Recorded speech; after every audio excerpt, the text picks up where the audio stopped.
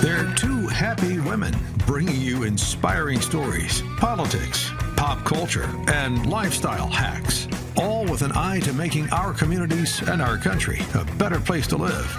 It's the Happy Women Podcast with your hosts, Jen Horn and Katie Gorka.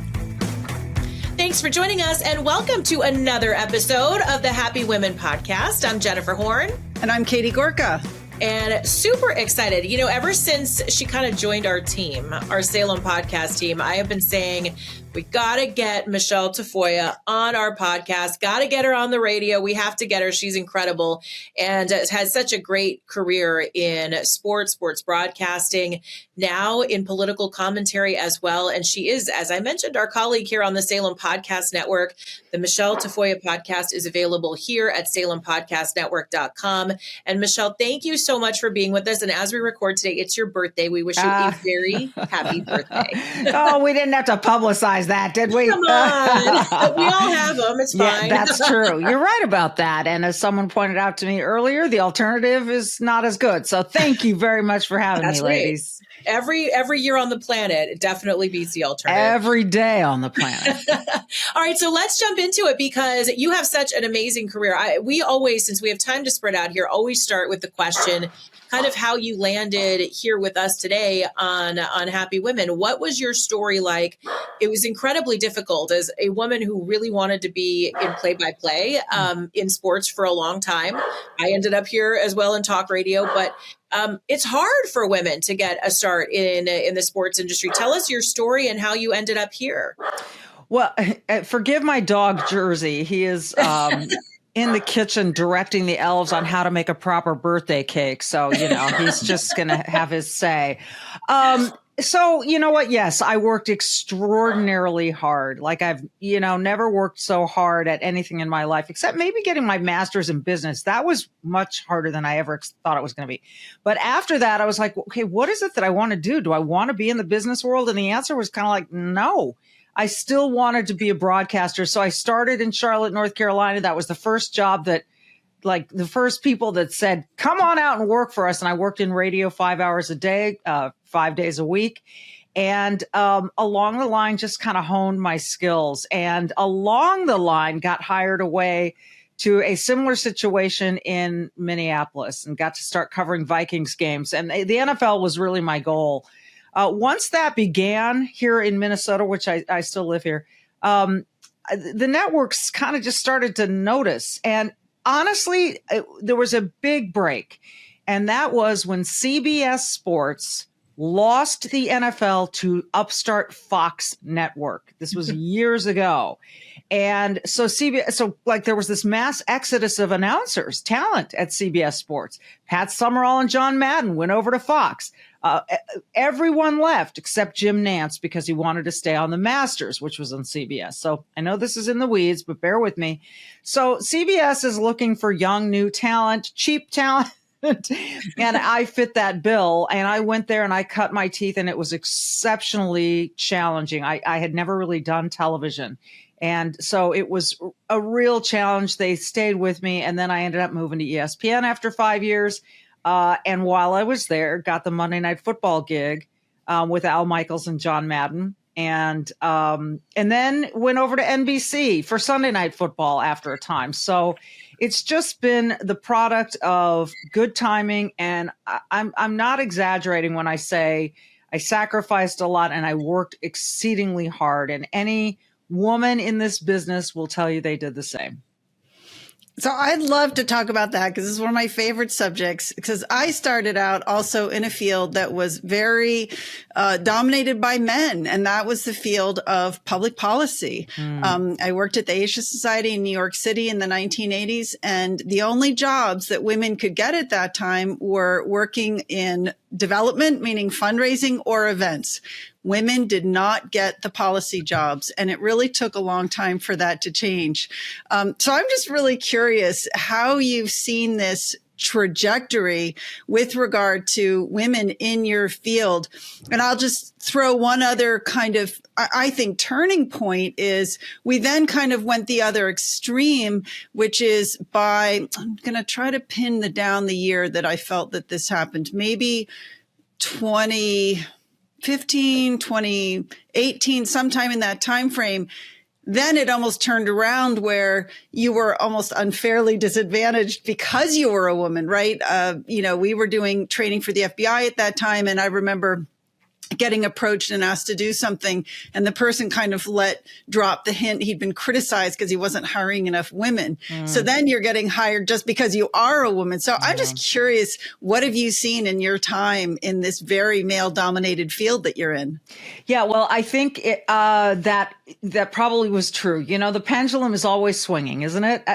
I've been reading the Constitution lately, and and I remember getting to the amendment finally, the 19th, that allowed women to vote, and I was thinking to myself, my gosh, we were really not allowed to vote for that long. Yeah, that is crazy talk to me.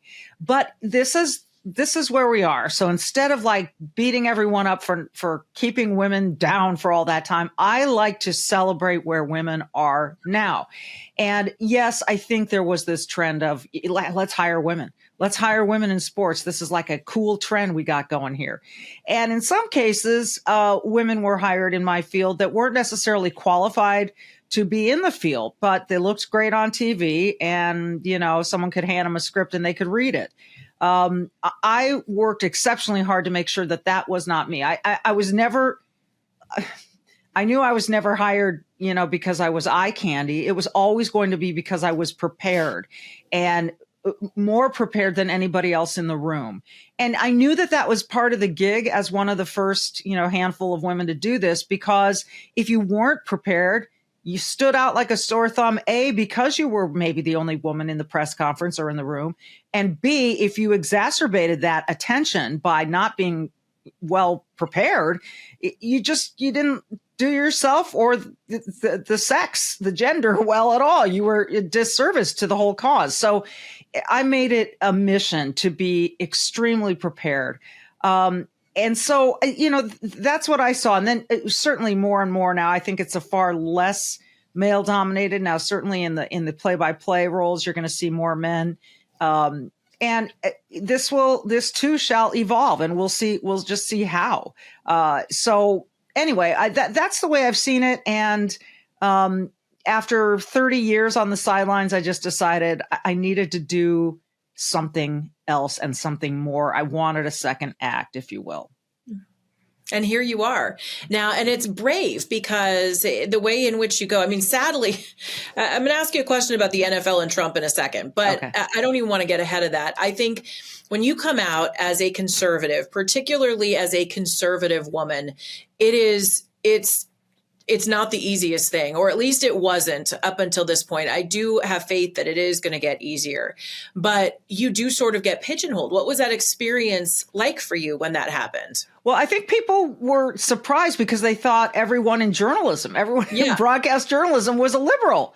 That's and right. I was not. And look, the one place where I am a little bit more liberal than others, I am pro-choice to a point. I'm not like, woo, shoutyourabortion.com. That's not who I am.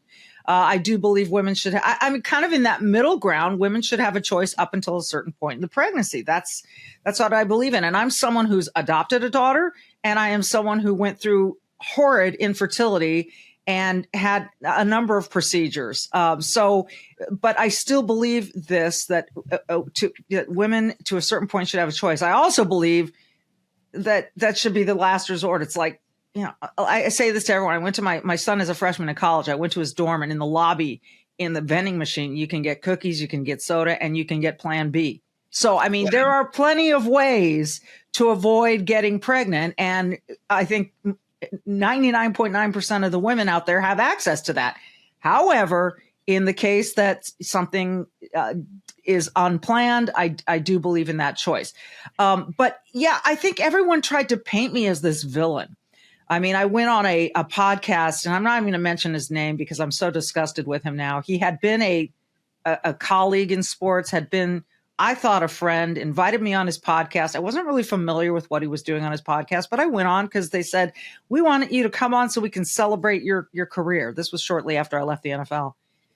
And I went on there, and they just ambushed me. They ambushed me on, DEI and why I was against critical race theory in elementary and middle and high school. And it was the ugliest thing I think I've experienced since I left sports. It was awful.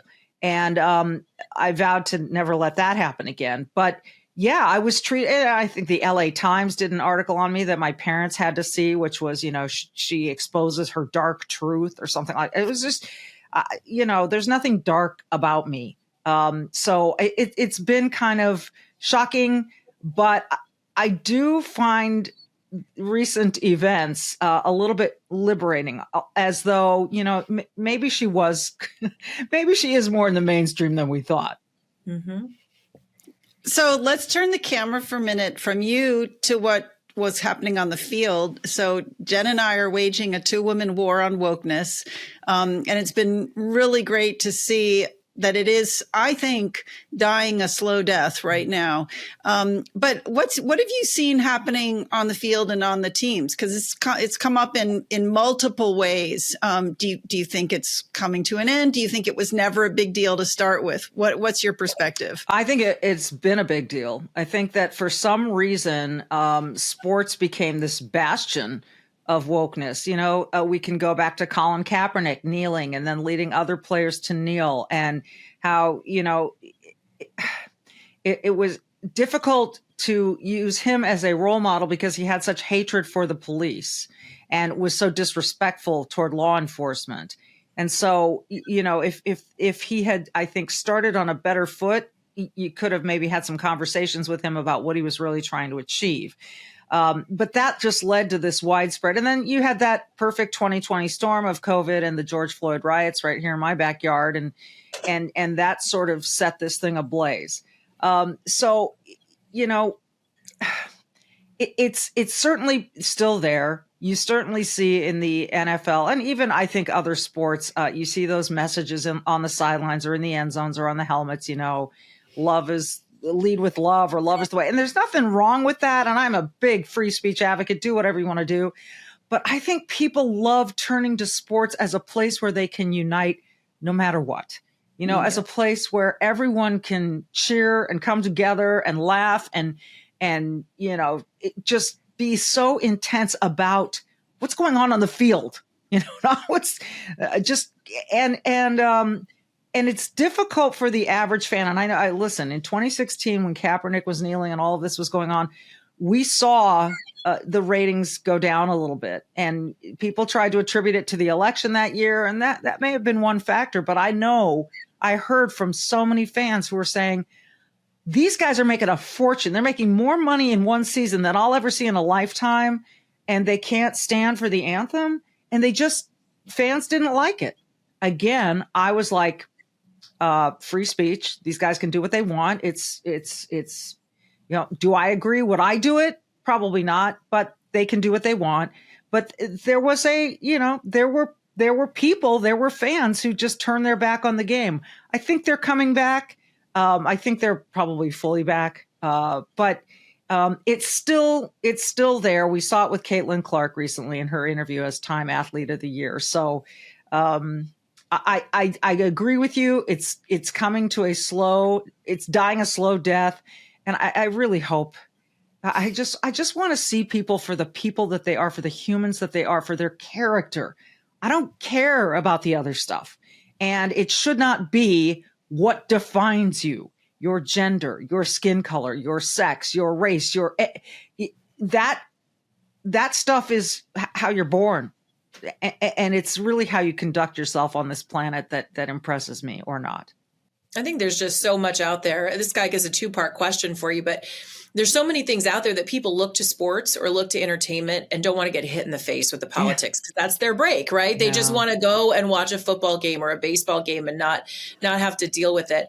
Okay, so first part of the question. Or take a Peloton class. Go ahead. Exactly. Exactly. Without being preached at. Yeah. Thank you. All right. So do you think that Colin Kaepernick was blacklisted, or was it because his skills were not up to par? Because there is a huge debate in the football world about that still to this day. Yeah, I know. Well, look, I think if we're being honest, any team that was going to take Colin on was going to take on the circus as well. And every team in the NFL knew that. But if he had an Aaron Rodgers-like arm or a Tom Brady football, IQ, and I say football IQ for a reason. If he had, Russell Wilson's legs, or if he had all the ability that to be a starting quarterback, he would have been. I know for a fact that some people looked at him as a backup, and that's not what he wanted. So, okay. So if you don't want to play backup and you only want to be a starter, they're going to go another way. So I think it's probably, if we're honest, there's a little bit of both, only in that if you're going to take this guy on, you are bringing the circus to your organization. That is a given. And do you want that distraction? And I think Pete Carroll, when he was still coaching in Seattle, might have taken that on because Pete is, kind of a liberal guy. But I don't know for a fact one way or the other if the teams actually blackballed him. I think if you've got talent and you can play the game and you can direct your team in the direction of a championship, coaches, GMs, they're going to want you.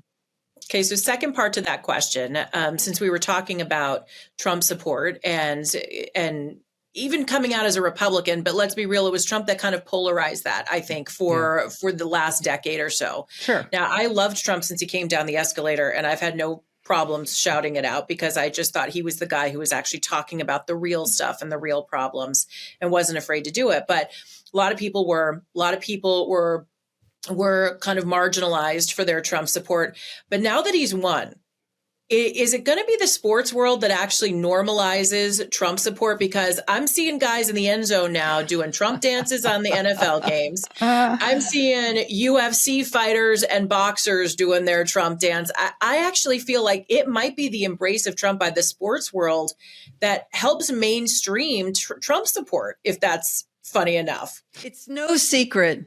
The world's unpredictable. One moment, everything's fine, and the next, the power's out and the cell towers are down. But with a satellite phone from sat123.com, you don't have to be cut off from the world. No matter where you are or what's happening, Sat123 keeps you connected.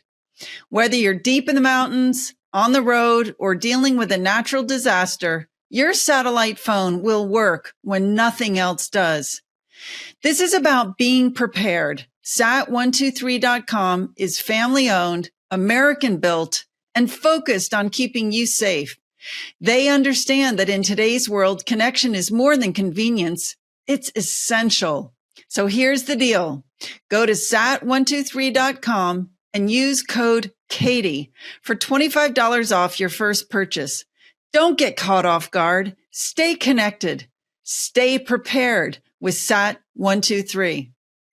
I think that's really interesting. I think before the election, we were seeing that dance. And even after Butler, Pennsylvania, I remember a couple of baseball players, they'd hit a home run and they'd go fight, fight, fight. And, and I was like, whoa, that is, like you're really putting it out there. But that assassination attempt turned a lot of people. I would point to Mark Zuckerberg and his comments after that as how that was one of the most bad things he'd ever seen.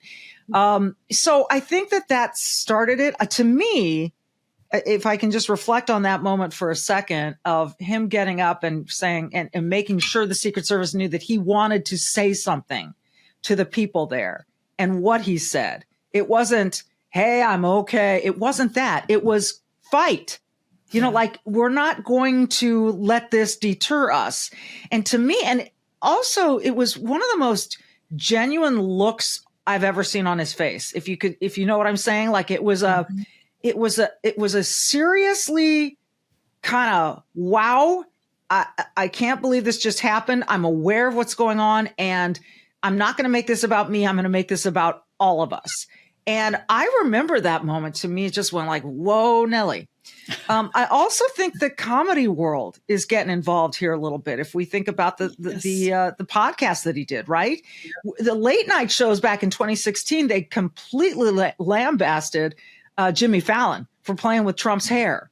But now you've got all these Joe Rogan types and that they are embracing this guy. They're seeing a different side.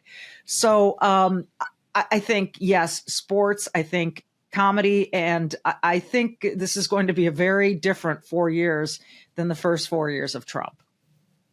So tell us now a little bit about the podcast, because you said you wanted kind of a second chance, right? Or a second chapter.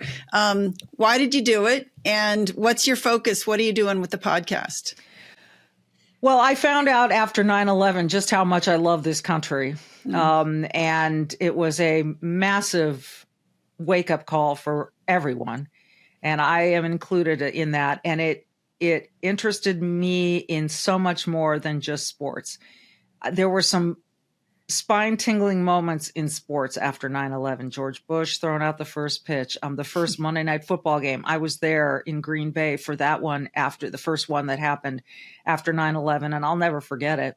But at the same time that I was experiencing these great moments in sports, I was thinking a lot about my children, my husband, our life, our future, my children's children, and what it is that I love so much about this country. And it started to preoccupy me. Even I can picture myself right now standing on a sideline and looking at all the service people who would come out, the Marines, the Army, whoever, that were holding the flag during the anthem, or were, we often had wounded warriors down there with us. And I would say to myself, those are the heroes down here. We could have Tom Brady, Peyton Manning, Aaron Rodgers, Russell Wilson, all of them line up, and I'd still point to the wounded warriors as the heroes, And I said that to kids down there too. I said, see those guys? They're the real heroes. Yeah, these guys can play football like nobody else, but those are heroes. And so all of these things just started to wash over me and change my outlook so dramatically. And when you're on the number one show on television, which Sunday Night Football was, you're not really allowed to express a lot of your own personal thoughts without inviting controversy. And I signed up for that, and I knew that, and I honored that. But at the same time, I knew I had so much to say, so much I wanted to say, so much involvement I wanted to have. And at that time too, if you guys remember 2020 in particular, you'd get shut down for saying certain things. And I saw my friends getting canceled, and people I knew that just wanted to say something getting canceled. And, if I threw up an unconventional article on Facebook about COVID, wow, the blowback was fierce. So I thought to myself, this is wrong. This is not American at all. So I thought, there are some people who would tell me I can't afford to post because I'll lose my job, or I'll lose my best friend, or my mother-in-law will write me, just out of the Thanksgiving dinner. And I thought, okay, I'm going to speak for them. I'm going to speak for them because this is just wrong. So that's what I decided to do. I'd gotten to a point, my husband and I talked about it. I said, can we do this financially? Can I leave this job? He's a financial planner, by the way, which is very handy to have in the family. But that's not bad. Yeah, it's great. I've learned so much. But we made the decision together that this is what I could do. So whether I was going to make money doing it or not, whether I was going to eventually run for office, I don't know. But I needed to be a part of it. All right, so I love the idea that you might run for office. I love this idea. Katie and I are very much in the process of saying we need great candidates to run. You would be amazing. What would you be? I mean, hypothetically, of course. What would you be? What would you be interested in running for? Minnesota under Tim Walz, as you may well imagine, has gone to hell. And I have been asked. I'm not going to lie about this. I've been asked many times to run for governor. We also have a Senate seat, I think, that is attainable. So I'm not saying I'm going to run, but I'm considering options. I'm glad to hear it. I'm really, even to consider it is a really huge responsibility to think through how it impacts you and your family and your children. Yeah. But we need fighters. We need people. And I love that you say you're one of the sanest people out there. We need sanity, because that's all I say. Sanity. I live in California, and it's like, there's only insanity around. So we just need some sanity. It doesn't have to be all one way or the other. Just someone who can come in and bring some common sense along. This country is thirsty for it. Yeah, I agree. I agree. And I'm from California originally. My mom died there a year ago. And so that's where our family grew up, and my siblings still live there. And it's one of my favorite things in the last couple of days was Gavin Newsom coming out and saying, I don't know what this Doge thing is all about. We've been doing this all along in California. And then Vivek Ramaswamy simply posting on X, "Oh, Gavin." Beautiful. It's just beautiful. It's sort of like, Martha, do you hear yourself? When Vance did that on the Sunday morning show. So with Martha Raddatz, but California makes me want to cry. It's the place my parents grew up and raised us, and it should not, it's one of the most beautiful spots on the planet, and it's being destroyed. For sure. So we only have a couple minutes. Just quick question. Do you, on your podcast, do you bring in guests? Yes, I'll do a lot of interviews. I love that. And a lot of them are people you may never have heard of before. And I do a lot of scouring of, on X. I look for profiles of interesting people, someone that, but then again, Dean Phillips, who ran for president in the last cycle, I had him on. He's a Democrat. He's the only Democrat who's agreed to come on my show. So there are guests for sure. A lot of times I'll just look at clips of stuff that's going on in the news and analyze it, or one particular topic on my own. But yeah, it's all over the place, but it is definitely culturally and politically influenced, and it's a lot of fun. It is, it's interesting when you start to look at the problems that you might see in Minnesota, or that Katie sees in Virginia, or that I see in California. And on Gavin Newsom, by the way, it looks like they're going to do a little switcheroo. Kamala runs for governor. He's going to run for president. Good and he's God. got to explain that $24 billion in money went for the homeless problem in California that he lost. So, there are a lot of problems out there. But instead of focusing on the problems that have been created, if President Trump, when he goes into office, can solve three things, let's say in his first year, what do you think those three things should be? What are the priority that you would see improving our quality of life and our nation immediately deport the criminals and people who we know are on terror watch lists. Immediately deport these people. I had a guest on from a security, sort of a former military guy, former air marshal, who's still very well connected in DC, who said there are so many people in this country illegally who want to harm us. I can tell you that was number one on my list in this election. This border situation, northern and southern, must be resolved. And the people who are here to harm us, get them out. Get them out. That's number one. I think number two is getting rid of a lot of regulation, which they are planning to do, so that businesses can be unleashed. And I hear this from people all over the country. My brother runs a small business in California. And it's, it's just too much piles of stuff on their desk that they just can't get to. And they don't know. Some people feel like they're forced to sell certain products that they know aren't even as good as the previous ones. But because of environmental regulations, their hands are tied. I mean, these kinds of things, yes, we all want a clean environment, but some of the regulation is absurd. I think those are the first two for me. Education is a big one for me, but I realize this is state by state. If they could finally close the Department of Education, I would be thrilled. I would love to see each state be able to deal with things on their own and learn from one another. My mom was a school teacher, and it disgusts me. She was in the public school system in California.